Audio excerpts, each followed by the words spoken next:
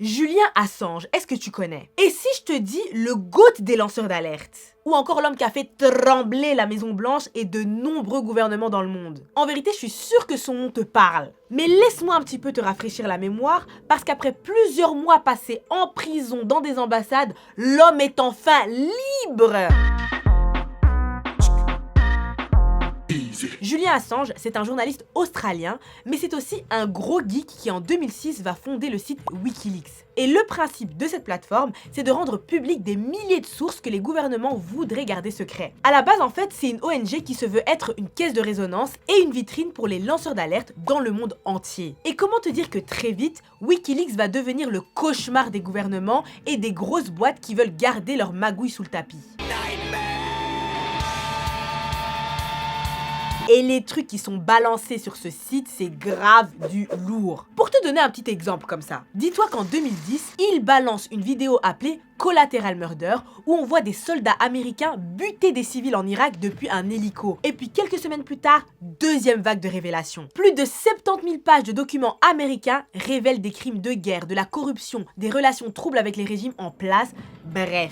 Autant te dire que dès lors, Assange devient l'homme à abattre pour l'Amérique et ses alliés. Et Wikileaks, la bête noire des États-Unis qui en fait un problème de sécurité majeur. Et c'est donc à ce moment-là que débute une longue chasse à l'homme. L'Amérique lance contre Assange une enquête pour espionnage et divulgation d'informations classées, et à partir de là, le mec n'a qu'une seule idée en tête: éviter d'être extradé vers les USA où il risque gros. Mais vas-y, en vérité, ils étaient tous décidés à attraper sa veste. En novembre 2010, les autorités suédoises lancent un mandat d'arrêt européen contre lui pour viol de 2 Suédoises. De son côté, lui jure être innocent et crie au complot. D'ailleurs, l'affaire sera classée sans suite en 2017. Mais avant ça, lui de son côté, il sent que cette demande d'extradition de la Suède pourrait être une manœuvre des États-Unis pour lui mettre la main dessus. Alors il décide de faire un recours contre cette extradition. Mais malheureusement, ce recours sera rejeté en 2012.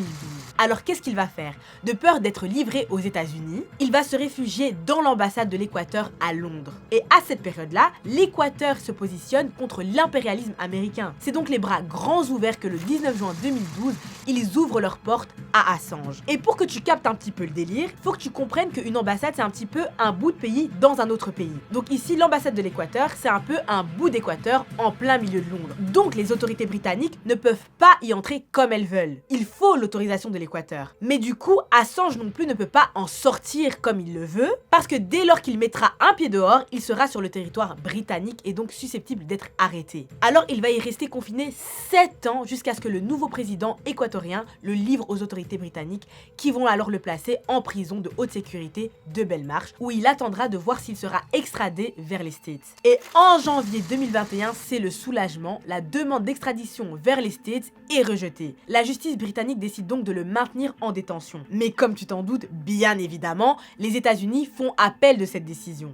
Et en décembre 2021, la cour d'appel annule la décision d'interdire son extradition et la justice britannique se prononce cette fois en faveur de son extradition en juin 2022. Mais Assange ne se laisse pas faire et fait de nouveau appel. Et normalement, c'était cette année, le 9 et 10 juillet, que la justice britannique devait examiner le recours. Mais coup de théâtre, qu'est-ce qu'on apprend? Assange a conclu un accord de plaidé coupable avec la justice américaine. Alors que le gars était poursuivi pour 18 chefs d'accusation et qu'il risquait 175 ans de prison en Amérique, mais maintenant, grâce à cet accord, il n'est plus poursuivi que pour le seul chef de complot pour obtenir et divulguer des informations relevant de la défense nationale. Et pour ça, il a été condamné à une peine de 62 mois de prison, mais ils ont déjà été couverts par ces 5 années purgées en détention provisoire. Il est donc libérable. En tout cas, ce qui est sûr, c'est que l'affaire Assange et Wikileaks pose des questions sur la liberté de la presse, la transparence des gouvernements et les droits des lanceurs d'alerte. Alors pour toi, Assange, héros ou criminel? À vous de juger, mais en attendant de vous lire, vous connaissez la chanson, vous prenez soin de vous la famille.